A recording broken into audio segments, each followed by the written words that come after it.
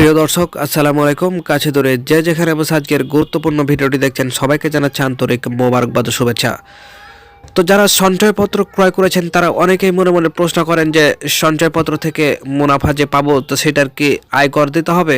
তো চলুন সে সম্পর্কে আজকের ভিডিওটি সাজাচ্ছি, শুরু করা যাক। তো দেখতে পাচ্ছেন যে সঞ্চয়পত্র থেকে প্রাপ্ত মুনাফার উপর আয়কর দিতে হবে কি?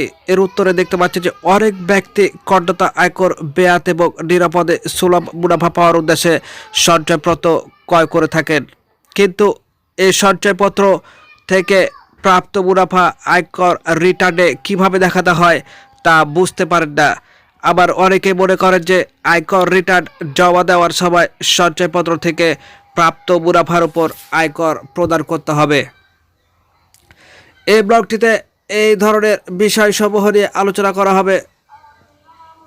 প্রথমে বলে রাখি যে আয়কর রিটার্ন জমা দেওয়ার সময় সঞ্চয়পত্র থেকে প্রাপ্ত মুনাফার উপর কোনো প্রকার আয়কর প্রদান করতে হয় না, কেননা সঞ্চয়পত্রের উপর প্রাপ্ত মুনাফা থেকে বাংলাদেশ সরকার উৎসে কর কর্তন করে থাকেন।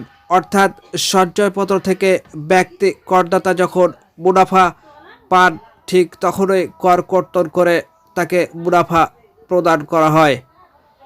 তাই সঞ্চয়পত্র থেকে প্রাপ্ত মুনাফার উপর কোনো প্রকার আয়কর প্রদান করতে হয় না।